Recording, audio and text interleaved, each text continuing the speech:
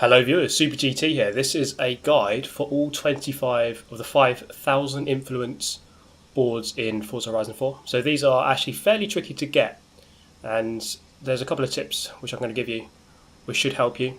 Now, first things I want to say first is I do have a guide for the travel boards.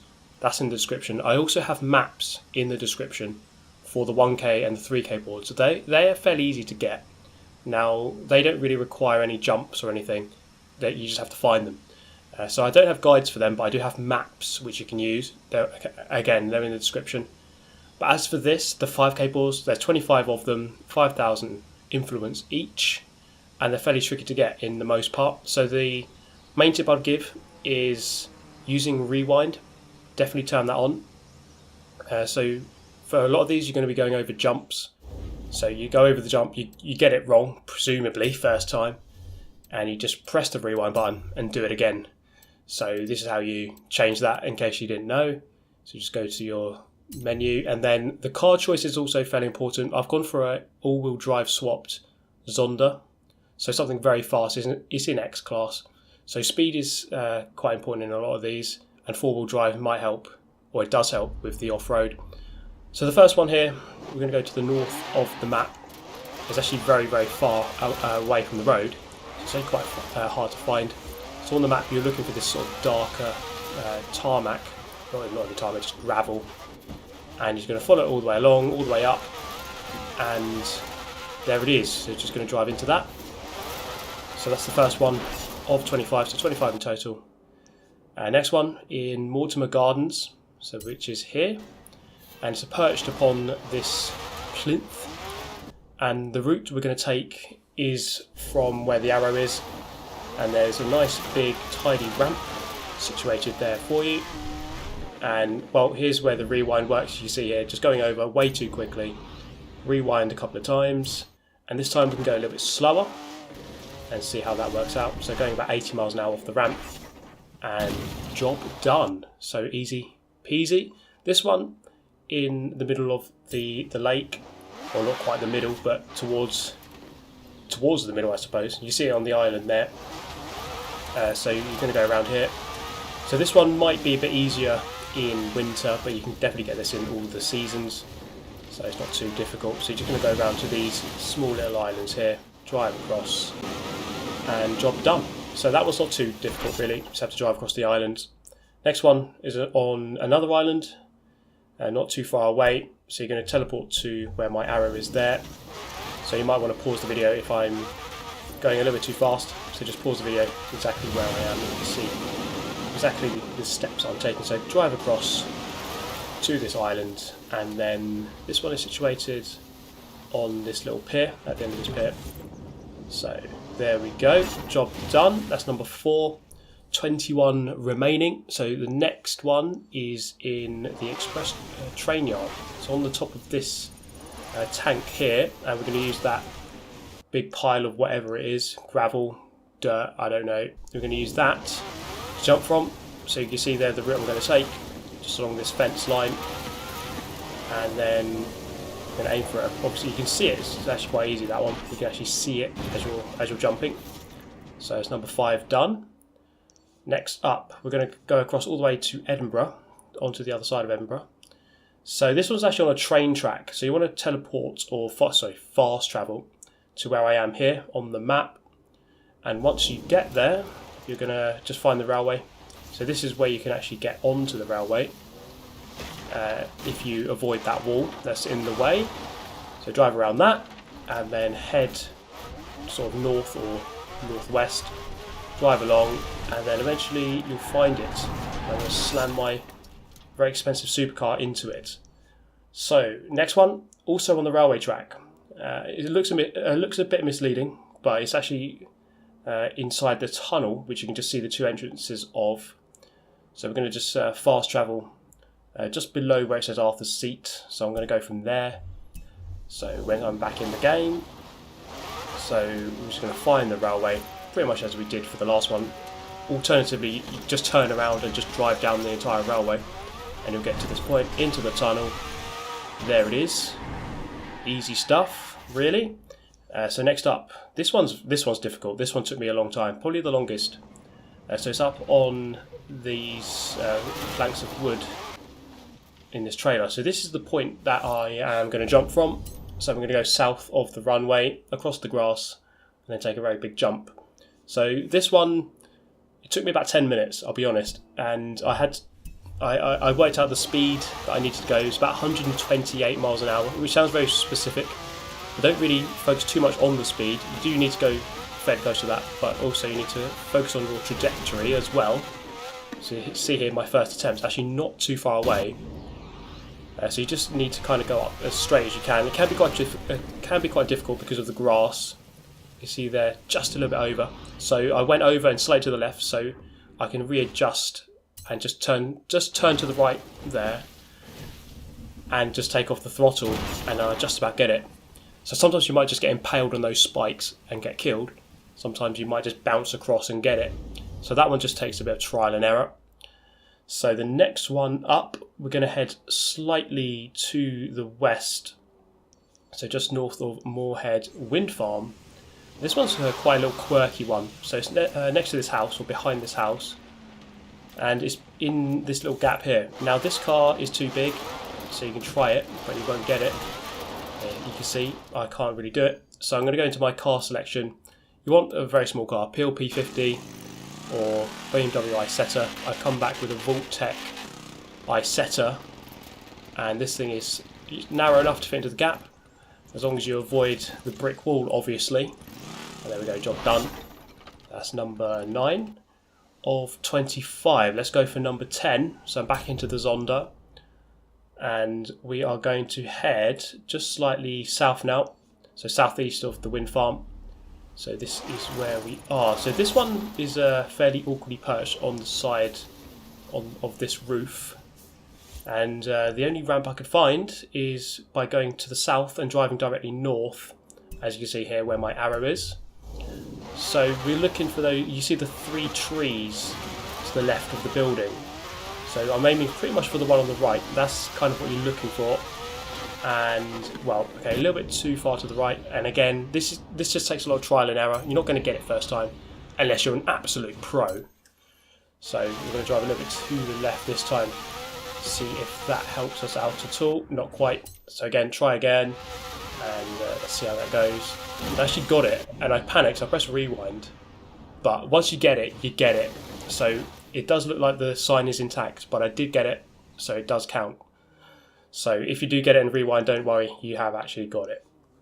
So this one in the middle here, this one's actually really easy. This one's probably the easiest one to get out of all of them. Doesn't really require any skill, apart from just manoeuvring between these little tanks here. So that one's fairly simple to do. That's number 11. Number 12, a little bit south, close to this river. So I'm just going to fast travel very close by.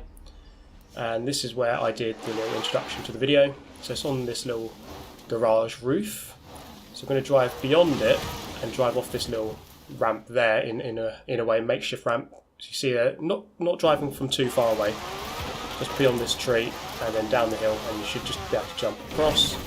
So that one, not too difficult actually, not too hard to get. This one here in Derwentwater, on the edge of the water. So I teleported, or I fast travelled, and it put me on the wrong side of the water for some reason. And then I got hit by this stupid Audi. Anyway, fast travelling to this point, and we're going to just drive to the west, and we should eventually find it. So it's through all these trees, through the little forest, and it's on top of a house. Again, another one on the roof. A lot of these are on roofs and things, you have to jump. So there it is. And eventually this is the line I took. So going off about 100 miles an hour. The car kind of wanted to go to the left every time.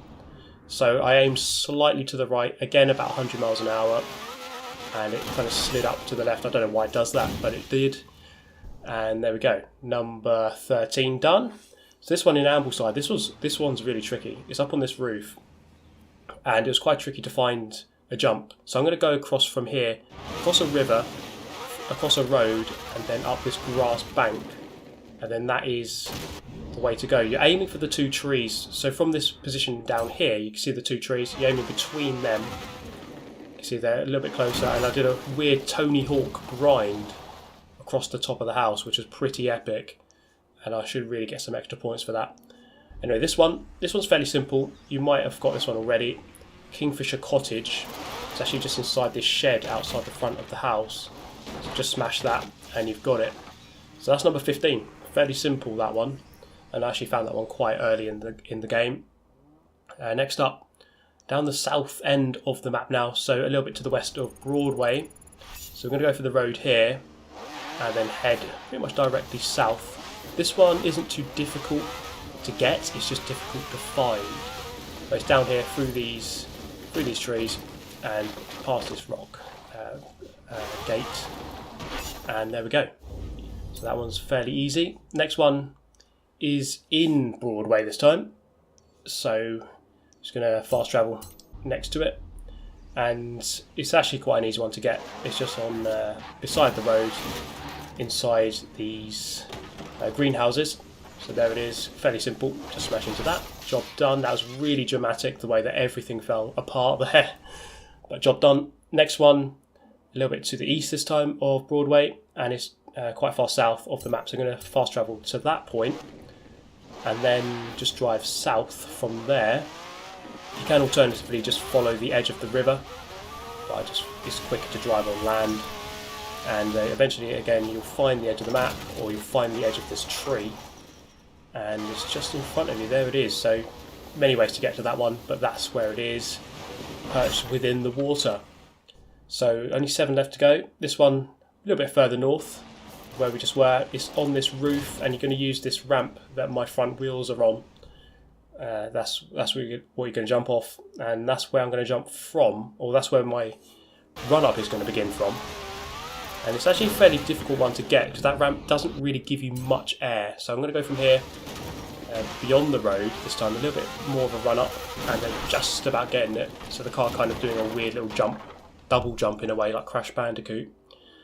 So next two are in the Mudkickers Adventure Park. Actually, no, sorry, ignore me. We're going to go to Stonehenge first. It's awkwardly perched up there. So legend has it there was actually perched there when Stonehenge was made. It's actually been there since the beginning. So it's a prehistoric monument, that 5,000 board. So this is where I'm going to go from, pretty much from the road on the other side. And you're going to jump off that ramp at sort of a diagonal angle. So you're going to go past these rocks and go diagonally across. About 80 miles an hour is approaching there. It does slow you down as you hit the ramp because it's quite a steep ramp. But this is how I got it. Again, jumping across, did an amazing backflip and hit it. That's probably the most dramatic one so far. So here we go then, Mudkickers Adventure Park. We're going to go first for this one, which is perched upon the 5 hoops. What am I even saying? Hoops. Anyway, right, moving on. This is one where you have to go over this big danger ramp.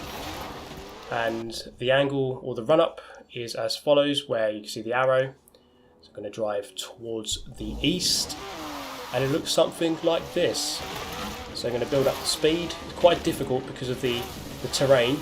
And you do have to turn slightly to the left, around about 100 miles an hour, jumping off. This one's actually fairly awkward because of the ramp and the entry being dirt. So maybe shifting towards a different car, an off-roader, might help. As long as it's got plenty of speed as well. So I had a couple of close calls. You can see just how close I was getting a couple of times. I don't know how this one didn't hit it. Look at that, look how close that was. Didn't quite manage it. But just fine-tuning your jump with the rewind. So you can see here, going off, and I just fall short. So I'm going to go back and just put the speed on a little bit more than I did that time around. So you're just kind of fine-tuning your jump, and the tiniest amount of speed or angle does matter. You see I do a weird little shimmy across. That has happened a few times. So if your car doesn't look like it's going to hit the ramp, or doesn't look like it's going to hit the board, then don't always give up. Don't rewind immediately, because it might do a weird shimmy like it's happened to me. So this one, the next one, that's where I'm going to be jumping from. This is the second one of the two in the Mudkickers Adventure Park. They're going down this jump and then up here and getting it a little bit wrong. So again, taking that rewind. So I think it's a good idea to show you the rewind process, just to show you how bad I was getting it most of the time. But then eventually getting it done. That one wasn't actually too difficult. Only took about 3-4 goes.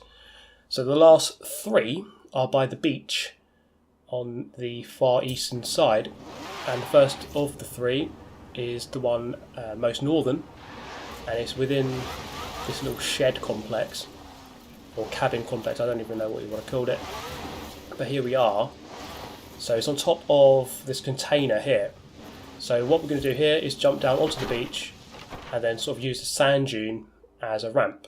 So that's where I'm going to be taking off from, and it looks something like this, and it's quite difficult to spot, so just keep it in mind exactly where it is. And jumping over, you don't need to go very quick at all for this one, you need to go actually quite slow. So again, readjusting and going over nice and slow, about 50 miles an hour, and just about tapping the car, or tapping the board. I suppose that's an advantage of having such a long car. The next one, just drive south on the beach, and it's here on the top of these little cabins. So this one's kind of the opposite, it's going to be jumping down from the dunes instead, rather than jumping up. So that's what I'm going to be doing the run up from. Not much in the way of references here, which makes it a little bit tricky. So I'm going to jump down way too far to the left, so I need to jump much more to the right. Where that bench is, basically, there's a bench on the right hand side. So I'm going to turn much more to the right. So again, not enough, and probably not enough speed. So eventually getting it done. No, not quite. So a little bit faster than that, but pretty much where that bench is. So again, this one might give a little bit of difficulty, but you should be able to get it in the end and just about getting it. And the last one is actually very simple. Again, just turn down here and just drive south, and you're going to get it eventually. And that pretty much wraps up the video. I do hope you found it useful. Do let me know if you did, and if you did, hit the like button. Subscribe if you'd like to see more of the same. Do refer to the guides in the description. I have maps for the 1K, 3K, 5K and travel board. I also have a video guide for the travel boards, which is also in the description. So I do hope that this was useful for you. Let me know if it was. I shall see you in the next video. Thank you very much for watching. Goodbye. Listen.